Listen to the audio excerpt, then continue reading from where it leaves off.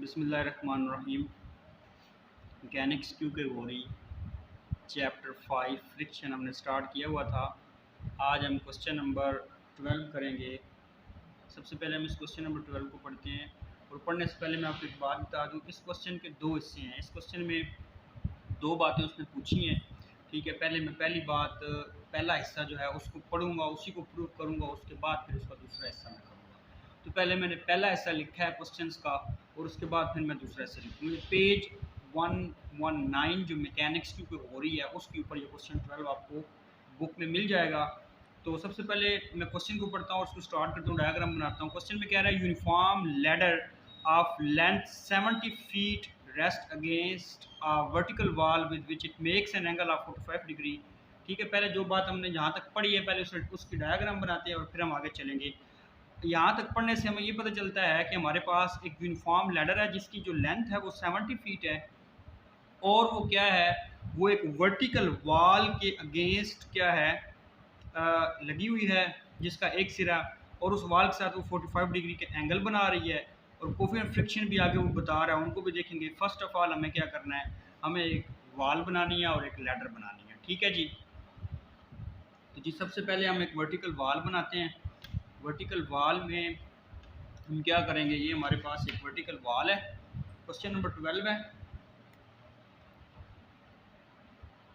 Question 12 है और इसमें सबसे पहले हमारे पास एक वर्टिकल वॉल है। हाँ जी, ये वर्टिकल वॉल है।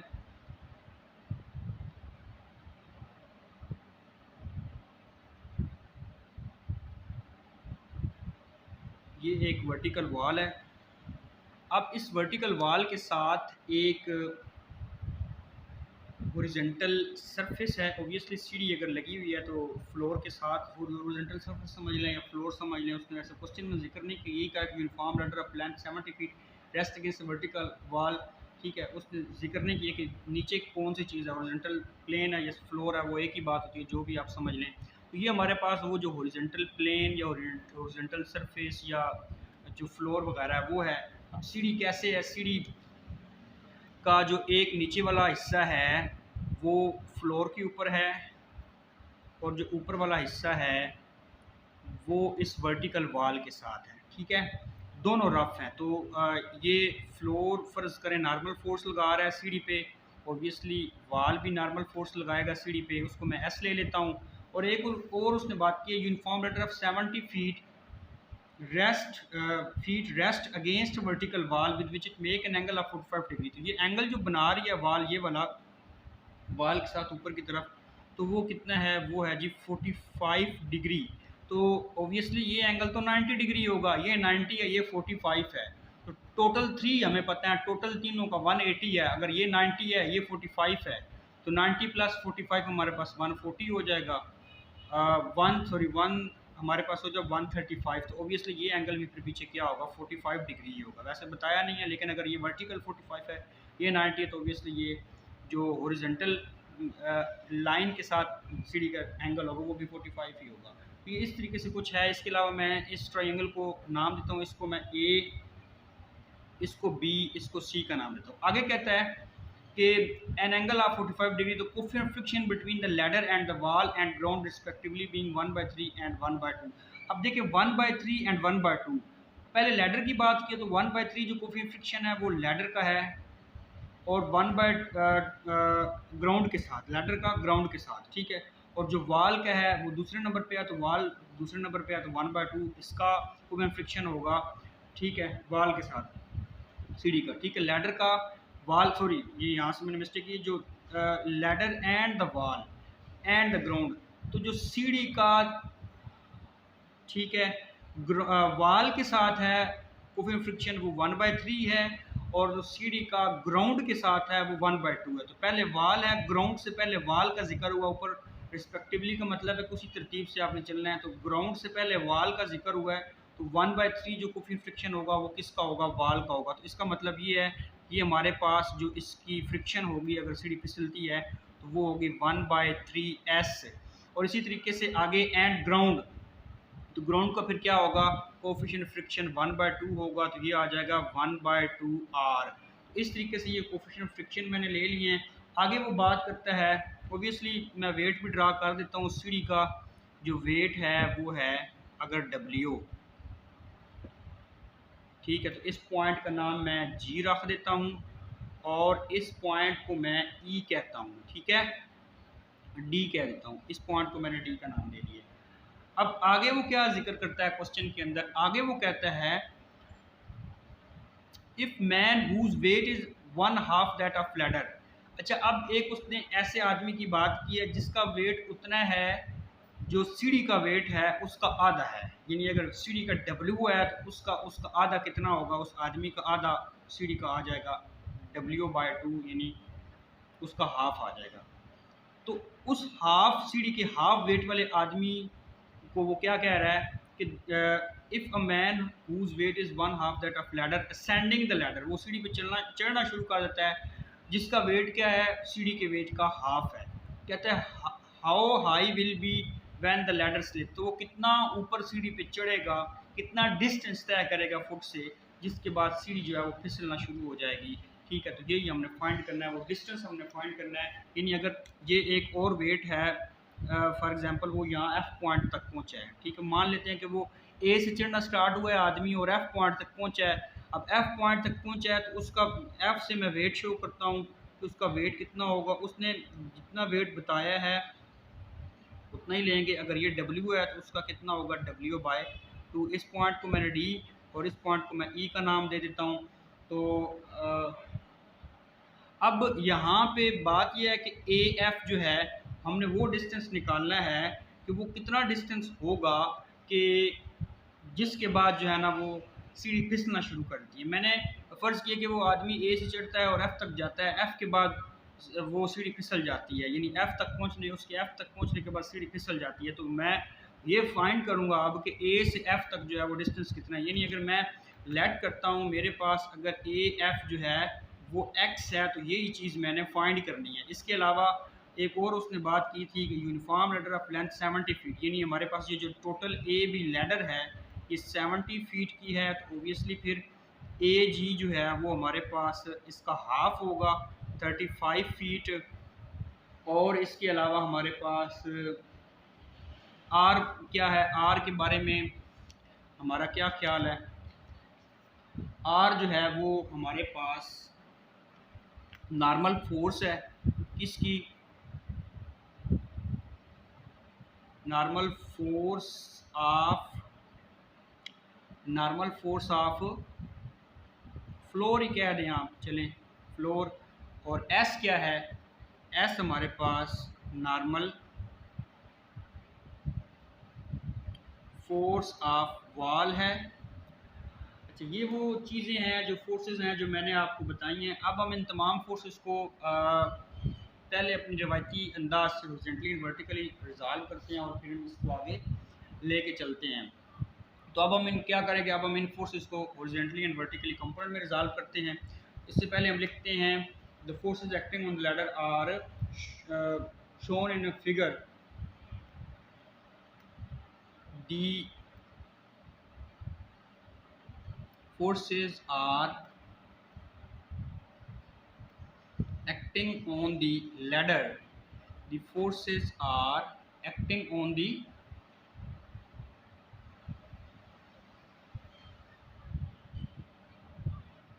ladder are shown in figure, यानी हमने फिगर में वो शो कर दी है। तो इसके बाद हम क्या करेंगे, resolving the forces horizontally and vertically.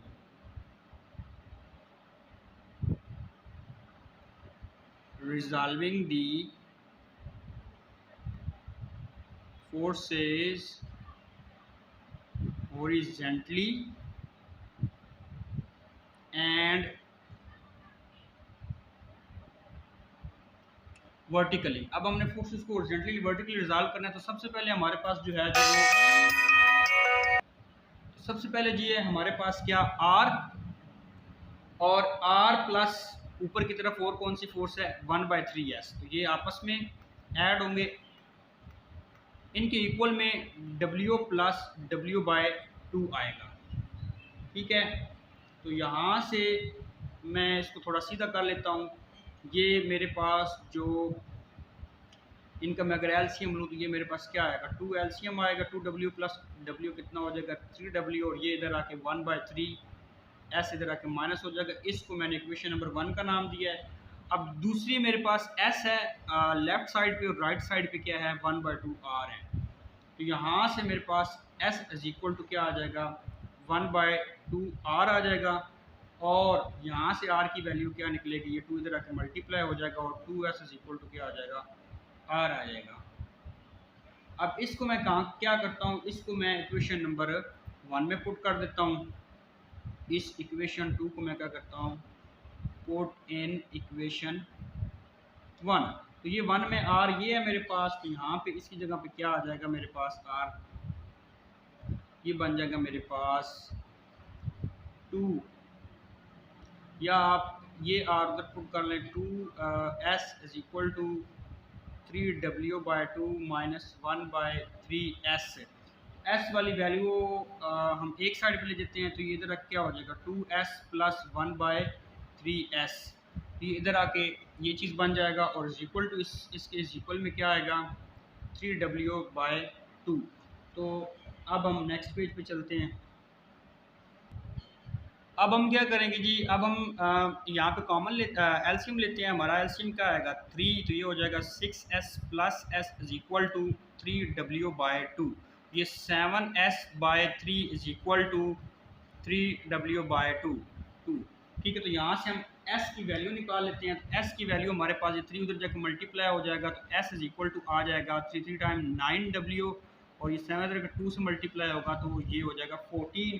तो ये आ गई हमारे पास इक्वेशन नंबर 3। एस की वैल्यू निकाली है, तो ये हमने एस की वैल्यू निकाल ली है। अब हम क्या करेंगे, अब हम मूवमेंट लेंगे about the point A. About the point A हमने मूवमेंट लेना है। ये जो हमारे पास पॉइंट ए है इसके अबाउट अब हमने मूवमेंट लेना है। तो अब हम लिखते हैं taking the movement about the point A. Now taking the movement about the point A। Point के अबाउट हमने मूवमेंट लेना है, तो यहाँ पे ए पॉइंट के अबाउट जब हम मूवमेंट लेंगे तो हमारे पास 1/2 आर, और आर का मूवमेंट तो जीरो होगा। जैसे मैंने बताया कि मूवमेंट होता है force multiply by perpendicular distance, तो आर और 1/2 आर का तो ए से परपेंडिकुलर डिस्टेंस जो है वो जीरो होगा। तो जब फोर्स से मल्टीप्लाई करेंगे उस डिस्टेंस को, तो इन दोनों का फोर्सेस का तो जीरो आ जाएगा। पीछे हमारे पास s 1/3 s w और 1/2 w रह जाएंगे। w का परपेंडिकुलर डिस्टेंस बनता है ये AD। अगर ये w r है, इसका a से परपेंडिकुलर डिस्टेंस ये वाली लाइन है AD। इसी तरीके से 1/2 w का क्या है AE है। तो ये हमारे पास जो है एक आएगा w dot AD plus w/2 dot AE। तो ये आ जाएंगे हमारे पास इन दो फोर्सेस का मूवमेंट। इसी तरीके से हमारे पास जो s है, ये वाला s है, इसका परपेंडिकुलर डिस्टेंस जो है वो हमारे पास है s जो है s का परपेंडिकुलर डिस्टेंस जो है वो हमारे पास ये वाली लाइन है ये BC, और 1/3 s का परपेंडिकुलर डिस्टेंस क्या है, ये वाली लाइन है AC। इसलिए s डॉट BC और 1/3 s डॉट AC आएगा हमारे पास इक्वल में s dot BC plus 1/3 s dot AC। तो ये इक्वेशन जो आई है इसको मैं इक्वेशन नंबर 4 का नाम दे देता हूँ।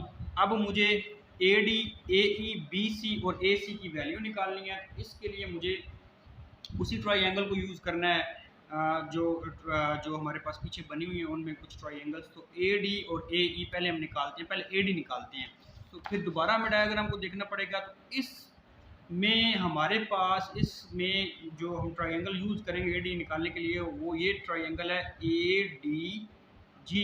ये वाले ट्राइंगल को हम यूज़ करेंगे। इस ट्राइंगल में हमारे पास ये 90 है, ये 45 है। इस 45 के लिहाज से देखें तो इस ट्राइंगल में हमारे पास जो परपेंडिकुलर है 45 के सामने ये वाली साइड हमारे पास क्या आ जाएगी, परपेंडिकुलर आ जाएगी। एंगल के सामने ये वाली साइड परपेंडिकुलर आ जाएगी। ये इस 45 के लिहाज से बेस होगी, और ये होगी हाइपोटेनियस AG। वैसे अगर AG मैंने आपको बताया था टोटल ये सेंटर में है लैडर के जी, तो ये ए जी इसका हाफ होगा, यानी ये एल हमारे पास नहीं बल्कि 35 आना है। टोटल 70 लेंथ है तो ये 35 आएगा। ठीक है, अब हम क्या करेंगे, अब हमने ए डी निकालेंगे, यानी बेस निकालनी है, तो हम फार्मूला लगाएंगे बेस बाय हाइपोटेनियस वाला, ये आता है हमारे पास cos 45। तो लिहाजा हम क्या ले रहे हैं, इन डेल्टा ए जी डी हम यूज़ कर रहे हैं, तो बेस बाय हाइपोटेनियस होता है cos 45। तो cos 45 आएगा हमारे पास। अब हमने क्या करना है, हाइपोटेनियस की जो हमारे पास वैल्यू है वो है जी 35, यानी बेस क्या हमारे पास, बेस जो है वो हमने फाइंड करनी है ए डी, और ये ए जी कितना है 40, हाइपोटेनियस जिन 35 है हमारे पास, तो ये आ जाएगा ए डी डिवाइडेड बाय 35, और cos 45 हमें पता है 1/√2 होता है। यहाँ से हमारे पास ए डी की वैल्यू आएगी, क्या वैल्यू आएगी, 1/√32, और ये 35 उधर जाके मल्टीप्लाई हो जाएगा, यानी ये हमारे पास जो वैल्यू आ जाएगी ये आ जाएगी ए डी की। इस ए डी की वैल्यू को हम अंडर का लाइन कर लेते हैं। अब हमने वैल्यू निकालनी है, साथ हमने वैल्यू निकालनी है ए ई की। ए ई की वैल्यू निकालने के लिए हमें ए ई एफ ट्राइंगल को यूज़ करना है। इस ट्राइंगल में सेम एज 45 के सामने हमारे पास ये तो बेस आ जाएगा ना ए ई, ये परपेंडिकुलर आ जाएगा, और ये ए एफ क्या आ जाएगा, हाइपोटेनियस आ जाएगा। तो लिहाजा अब हमने क्या करना है, अब हमने ए ई निकालना, तो सेम वही फार्मूला हमें यूज़ करना है। तो base by hypotenuse is equal to आता है कास्ट एंगल हमारे यहाँ पास 45 है, बेस हमारे पास ए ई है, हाइपोटेनियस अब हमारे पास क्या है, हाइपोटेनियस इसमें हमारे पास ये है ए एफ है, ए एफ ई ट्राइंगल है, इसमें हाइपोटेनियस हमारे पास ए एफ है, और वो क्या है, वो एक्स है। इसलिए हम क्या करते हैं, इसकी जगह पर एक्स लिखते हैं, इज इक्वल टू हमारे पास ये क्या है, cos 45 कितना होता है, 1/√2 होता है। एक और चीज़ मैंने नहीं लिखी, हम ये ट्राइंगल यूज़ कर रहे हैं इन डेल्टा, ये हमारे पास है ए एफ ई ट्राइंगल हम ले रहे हैं। ठीक है, इसमें हमारे पास ये जो ए ई है ये आ जाएगा x/√2, ये हमारे पास ए ई की वैल्यू आ जाएगी, इसको भी हम अंडरलाइन कर लेते हैं। अब हमने जो वैल्यू निकालनी है अब जी, वो हमारे पास वैल्यू बी सी हैं और ए सी हैं। तो बी सी को निकालने के लिए हम जो ट्राइंगल यूज़ करेंगे, और ए सी को निकालने के लिए वो एक ही ट्राइंगल है ए बी सी, बड़ी वाली ट्राइंगल। इस बड़ी वाली ट्राइंगल इस 45 के लिहाज से देखें या इस 45 के लिहाज से देखें तो ये परपेंडिकुलर, अगर इस 45 के लिहाज से देखें तो ये परपेंडिकुलर, तो मैं इस 45 जो मर्जी ले लें, एक सेम ही एंगल है।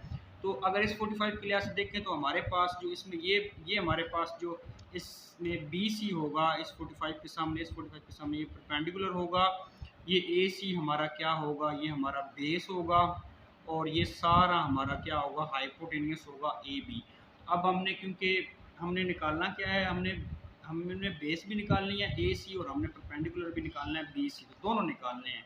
दोनों का हाइपोटेनियस हमारे पास ए बी है, जो कि हमारे पास कितना है, 70 फीट है, तो हम निकाल लेते हैं दोनों को। तो हम जो ट्राइंगल यूज़ कर रहे हैं, हम उस ट्राइंगल की हेडिंग दे देते हैं। सबसे पहले हम ट्राइंगल जी यूज़ कर रहे हैं ए बी सी, तो हम कहते हैं इन डेल्टा ए बी सी। अब हम इस ट्राइंगल को यूज़ कर रहे हैं, इसमें हमारे पास पहले हमने बेस निकालनी है, बेस बाय हाइपोटेनियस हमारे पास क्या है, वो है cos 45। अब बेस क्या है, बेस हमारे पास जो है जी वो है ए सी, और हाइपोटेनियस हमारे पास 70 है, तो cos 45। अब ए सी हमने निकालना है, तो ये 70 उधर जाके मल्टीप्लाई, और cos 45 क्या होता है, √2। सेम एज हम परपेंडिकुलर बाय हाइपोटेनियस का फॉर्मूला लगाएंगे, तो वो sin 45 आएगा। 45 डिग्री ऊपर लिखो, ये लिखो, परपेंडिकुलर जो है वो हमारे पास क्या है, बी सी है, और हाइपोटेनियस कितना है, 70 है, तो ये 1/2 आएगा, और ये 70 उधर जाके मल्टीप्लाई हो जाएगा। इस तरीके से हमने बी सी भी निकाल लिया, ए सी भी निकाल लिया, ये दोनों वैल्यू हमारे पास आ गई। अब हमने क्या करना है, अब हमने इन वैल्यू को इक्वेशन नंबर 4 के अंदर पुट करना है, और उसको सॉल्व करके रिक्वायर्ड रिजल्ट निकालना है। तो इक्वेशन नंबर 4 रही हमारे पास ये वाली, तो हमारे पास इन तमाम वैल्यू को हमने पुट करना है। तो अब हम क्या करेंगे, अब हम कहेंगे putting the values of putting the values of AD, AE, BC and AC in equation 4। अब इक्वेशन 4 जो है वो हमारे पास ये रही। तो इक्वेशन 4 में W डॉट ए डी की जगह पे हमारे पास क्या वैल्यू है 35/√2। इसको हम लिखते हैं ए डी की जगह पे 35/√2 प्लस फिर W/2 आगे AE है तो ये क्या है x/√2। उसके बाद फिर इक्वल है फिर S डॉट BC है। तो BC की वैल्यू हमारे पास क्या है ये इधर 70 मल्टीप्लाई करना था हमने नहीं किया। ये आ जाएगी 17/√2। इसके बाद प्लस 1/3S और डॉट हमारे पास AC है तो AC भी क्या है 17/√2। ठीक है जी। तो ये इस तरीके से हमने वैल्यू पुट की है। एक तो 1/2 जो है इसको हम कॉमन लेंगे 1/2 इधर से भी कॉमन है 1/2 इधर से भी कॉमन है तो 1/√2 लेना है। अंदर हमारे पास क्या आएगा W.35 प्लस W/2 साथ x है और इस तरफ से हमारे पास एक तो जो W भी कॉमन आता था लेकिन खैर नेक्स्ट ले लेंगे हम। यहाँ से हमारे पास S कॉमन आता है और अंदर आ जाएगा 17 साथ इसके नीचे √2 भी आता है प्लस 1/3 आता है 17 भी कॉमन ही आता था और अंदर हमारे पास रह जाएगा डॉट 17। अच्छा ये 1/2 से कैंसिल हो जाएगा। इधर से अब हम W को कॉमन ले लेते हैं तो यहाँ पे हमारे पास 35 प्लस x/2 आ जाएगा और इधर हमारे पास आ जाएगा 17। हमने चलिए नहीं लेते हमने क्या किया 3 को कॉमन LCM लिया तो ये आ जाएगा 0 और 21 हो जाएगी 2 10 आ जाएगा प्लस ये 17 ही आ जाएगा। अब हम क्या करेंगे अब हम S की वैल्यू पुट करेंगे। S की वैल्यू हमारे पास है 9W/14 तो W ये हमारे पास आएगा 35 प्लस x/2 और S की जगह पे हमारे पास क्या आएगा 9W/14। यहाँ पे आप लिख सकते हैं इक्वेशन 3 हमने यूज़ किया है तो ये हमारे पास हो जाएगा 280/3। ये W से कैंसिल हो जाएगा 3 1s are 3 3 3s are 9 आ जाएगा। अब हम नेक्स्ट पेज पे आते हैं। हाँ जी ये हम नेक्स्ट पेज पे आ गए हैं। अब यहाँ पे हमारे पास एक और कटिंग भी होती है 14 1 टाइम 14 एंड 14 2 टाइम 20 और ये सिर्फ ऐसे ही इसके साथ आ जाएगी और यहाँ पे हमारे पास बचता है 35 plus x/2 is equal to. अब ये यहाँ पे सिर्फ 3 रह गया है और 20 रह गया। 3 को 20 से करेंगे तो हमारे पास 60 आ जाएगा और ये 35 जो है माइनस कर देंगे साइड पे जाके। जब हम 60 में से 35 माइनस करते हैं तो हमारे पास बचते हैं जी 25। ठीक है अब ये 2 डिवाइड और उधर जाकर मल्टीप्लाई हो जाएगा तो ये हो जाएगा 50। तो ये 50 फीट जो है ये हमारा रिक्वायर्ड आंसर है। यानी ये वो डिस्टेंस है जहाँ तक आदमी पहुँचा है जिसके बाद सीढ़ी जो है वो फिसल गई है। यानी 50 फीट तक वो अगर चढ़ना स्टार्ट करेगा तो 50 फीट तक जाएगा तो वहाँ तक जो है ये सीढ़ी जो अपनी बैलेंस में रहेगी। अगर उससे एक कदम भी आगे रखेगा तो उसके बाद सीढ़ी फिसलना शुरू हो जाएगी। ये वो लास्ट डिस्टेंस है जो हमें रिक्वायर्ड था। तो अब हम इसका नेक्स्ट जो है उस पार्ट को स्टार्ट करते हैं। हाँ जी नेक्स्ट पार्ट जो क्वेश्चन नंबर 12 का रह गया अब हम उसे करते हैं। इसमें सबसे पहले हम देखते हैं कि उसमें क्या कह रहा है। इसमें कह रहा है कि if a boy now stand on the bottom ring of the ladder what must be his least weight so that the man may go to the top of the ladder. अब इसमें सबसे पहले उस तरह की दोबारा शेप हमें बनानी पड़ेगी जैसे पहले थी या इसको यूज़ कर लेते हैं। यानी कि अब होगा क्या ये शेप तो है हमारे पास लेकिन ये इसमें अब ये है कि W/2 है ना ये यहाँ नहीं होगा बल्कि टॉप पे होगा तो इसलिए हमें इसको दोबारा बनाना पड़ेगा। इसको दोबारा बनाते हैं फिर हम आगे बात करते हैं। नहीं वो बात क्या कर रहा है हमारे पास यानी हमने क्या करना है हमारे पास एक वॉल है,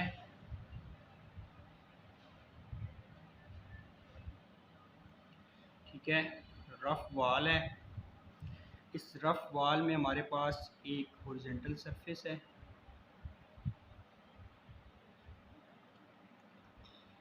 और एक सीढ़ी है। इसका नीचे वाला सिरा जो है वो हॉरिजॉन्टल सरफेस या फ्लोर जो भी आप समझ लें उसके साथ है। हमने क्या नाम दिया था इसको, ए, बी और सी का नाम दिया था। और ये हमारे पास आर नॉर्मल फोर्स फ्लोर या हॉरिजॉन्टल सरफेस जो भी थी, ये हमारे पास एस था। इसके अलावा ये फ्रिक्शन हुई थी हमारी 1/2 आर, और ये वाल की फ्रिक्शन थी क्या 1/3 एस। ये पॉइंट बी है। इसके अलावा हमारे पास वेट था सीढ़ी का जी,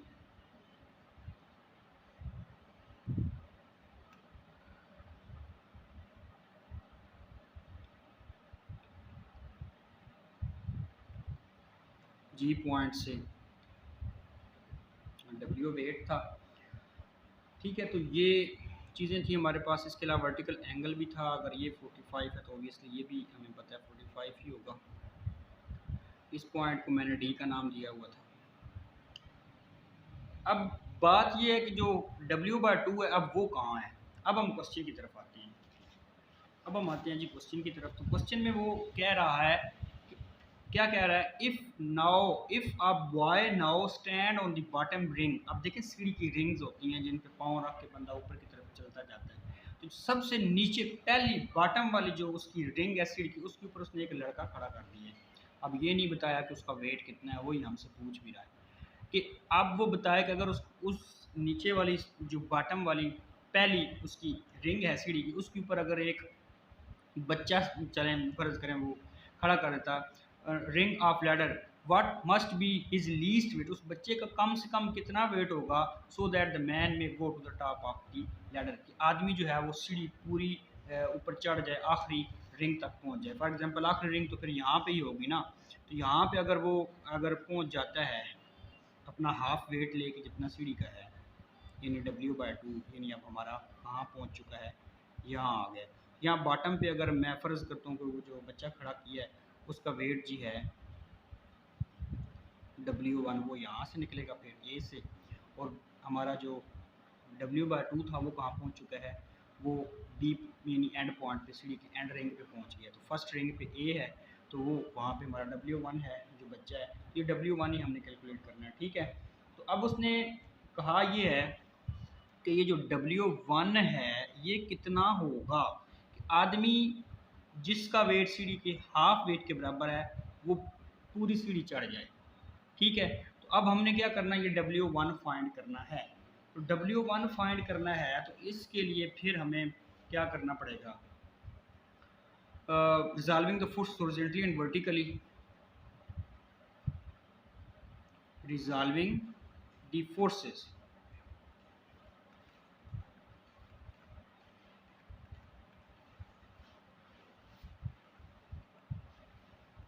horizontally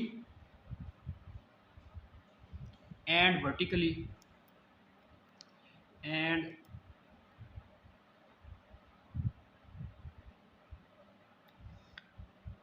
हमारे पास R plus 1/3S is equal to W1 plus W और प्लस W/2 है, यानी R और 1/3S ये तो ऊपर की तरफ हो गए, ऊपर अपवर्ड डायरेक्शन में है। तो ये इनकी इक्वल में डाउनवर्ड डायरेक्शन कौन है, W1 है, W है, W/2 है। तो यहाँ से मैं अगर इन दो W सेम है वेट हैं तो इनको मैं ऐड करता हूँ। कौन कौन से सेम वेट हैं, वेट W प्लस W/2, तो ये हमें पता है ये कितना हो जाएगा 3W/2 हो जाएगा। इसको मैं इक्वेशन नंबर 1 कह देता हूँ। अब इक्वेशन नंबर 2 क्या आएगी हमारे पास, इक्वेशन नंबर जो 2 है वो हमारे पास आएगी S is equal to 1/2 R आएगा। तो यहाँ से मैं आर की वैल्यू निकाल सकता हूँ, आर की वैल्यू मैं यहाँ से निकाल सकता हूँ। चलिए नेक्स्ट पेज पे आते हैं, फिर बात करते हैं। हाँ जी, ये नेक्स्ट पेज पे हम पहुँच चुके हैं। अब यहाँ से हम आर की वैल्यू निकालते हैं, तो आर की वैल्यू आ जाएगी, आर इज इक्वल टू आ जाएगा 2s, पुटिंग इन इक्वेशन 1 में हम पुट कर देते हैं। इक्वेशन 1 हमारे पास क्या थी? इक्वेशन 1 जी हमारे पास ये है, r plus 1/3s is equal to w1 plus 3w/2। इसको r की जगह पे हमने क्या लिखना है? r की जगह पे हमने 2s लिखना है, प्लस 1/3s। r की जगह पे क्या आ जाएगा? 2s plus 1/3s is equal to क्या है? w1 प्लस 3w/2 है। तो ये हमने जो है वैल्यूज पुट कर ली हैं। अब हम यहाँ से s की वैल्यू इजीली निकाल सकते हैं। तो s की वैल्यू हम क्या, एलसीएम लें, तो एलसीएम आपके पास 3, ये हो जाएगा 6x plus s is equal to w1 plus 3w/2 हो जाएगा। ठीक है, तो यहाँ से अगर मैं s की वैल्यू निकालूँ तो s की वैल्यू मेरे पास ये 7s हो जाएगा। 7s divided by 3 is equal to w1 plus 3w/2। ये उधर जाके 3 मल्टीप्लाई हो जाएगा, 7 डिवाइड हो जाएगा, तो s आ जाएगा 3/7 इंटू w1 प्लस 3w/2। तो इसको मैं इक्वेशन नंबर 2 का नाम देता हूँ। 1 तक मैंने पहले नाम दिए हुए हैं। ये मेरे पास आ जाएगी s की वैल्यू। अब हम क्या करेंगे? अब हम मूवमेंट लेंगे about the point A, taking the movement about the point A. ये वो पॉइंट ए है जिसके अबाउट मैंने मूवमेंट लेना है। Now taking the movement about the point A. जब मैं पॉइंट ए के अबाउट मूवमेंट लूँगा तो w1 और r, इनका तो मूवमेंट 0 हो जाएगा, 1/2 r का भी 0 हो जाएगा, पीछे रह जाएगा w, इसका परपेंडिकुलर डिस्टेंस ए से AD है, और w/2 इसका परपेंडिकुलर डिस्टेंस AC है, और 1/3s का भी डिस्टेंस AC ही है, और s का डिस्टेंस क्या है? BC। बल 1 बाय 1 एक्सप्लेन करते हैं। तो सबसे पहले है w, ये क्या आ जाएगा हमारे पास? Dot AD। w का आ जाएगा w डॉट AD प्लस इसमें होगा w/2 डॉट, इसका परपेंडिकुलर डिस्टेंस क्या है? w/2 का, w/2 का परपेंडिकुलर डिस्टेंस है AC। ये लाइन है तो इसका परपेंडिकुलर ये वाली लाइन है, 90 का एंगल इसके साथ बना रही है, तो लिहाजा इसका आ जाएगा हमारे पास AC is equal to S dot, इसका परपेंडिकुलर डिस्टेंस हमें वही पहले वाला ही होगा, BC, और 1/3s का क्या होगा? वो AC होगा। तो S का हमारे पास क्या आ जाएगा? BC प्लस 1/3s का क्या आ जाएगा? Dot AC। तो ये आ गई हमारे पास इक्वेशन नंबर 3। दूसरा पार्ट कर रहा हूँ इसलिए मैंने नाम शुरू से दिए। अब ये सारी वैल्यू मैंने फर्स्ट पार्ट में निकाली हुई है, AD की भी, AC की भी, BC की भी और AC की। तो ये सारी वैल्यू दोबारा हम यहाँ पे पुट कर देते हैं। तो हम क्या लिखेंगे? पुटिंग दी वैल्यू ऑफ,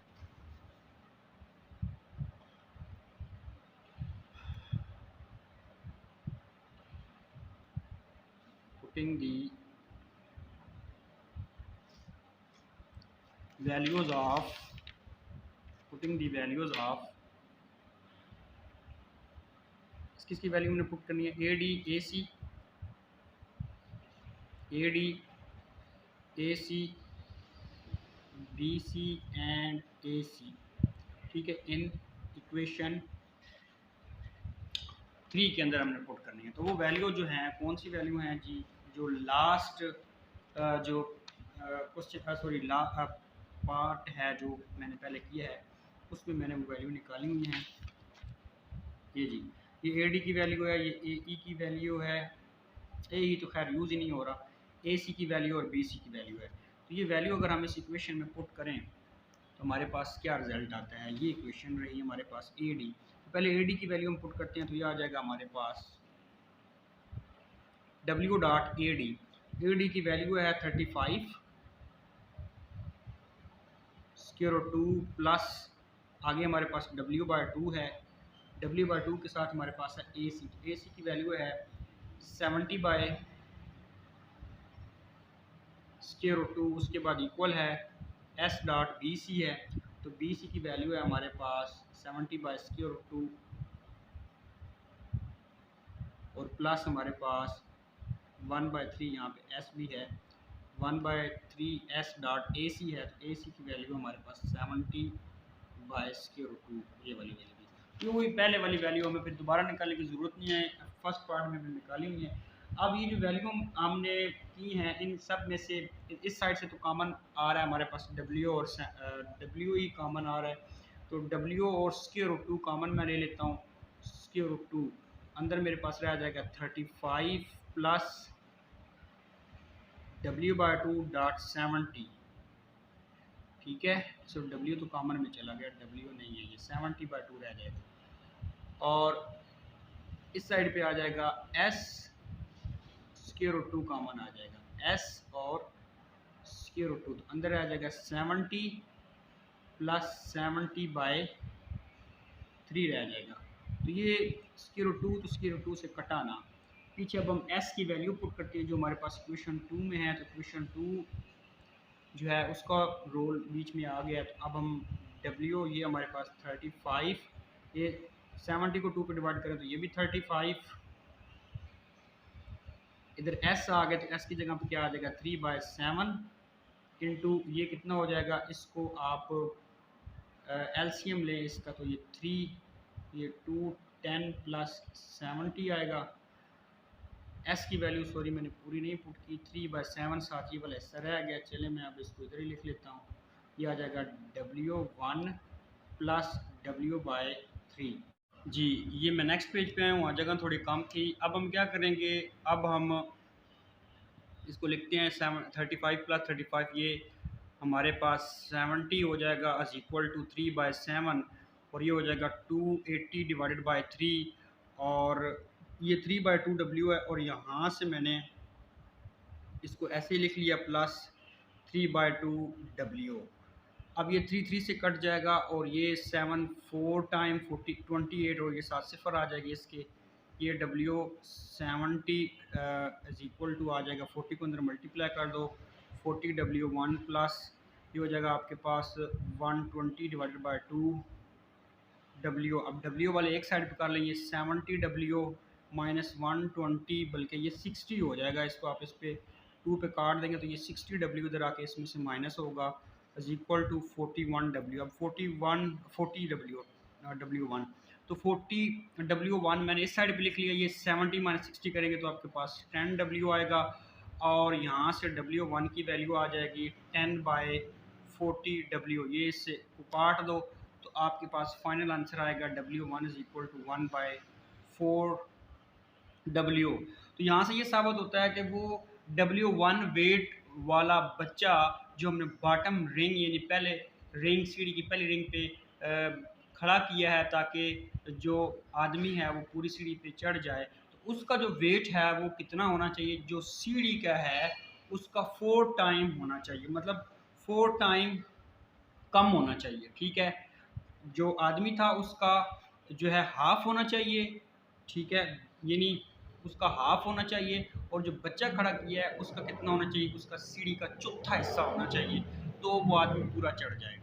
ये आज हमने इस लेक्चर को कंप्लीट किया है, तो नेक्स्ट वीडियो में इंशाल्लाह हम lecture number question number 9 complete करेंगे। अपना बहुत सा ख्याल रखिएगा। अल्लाह।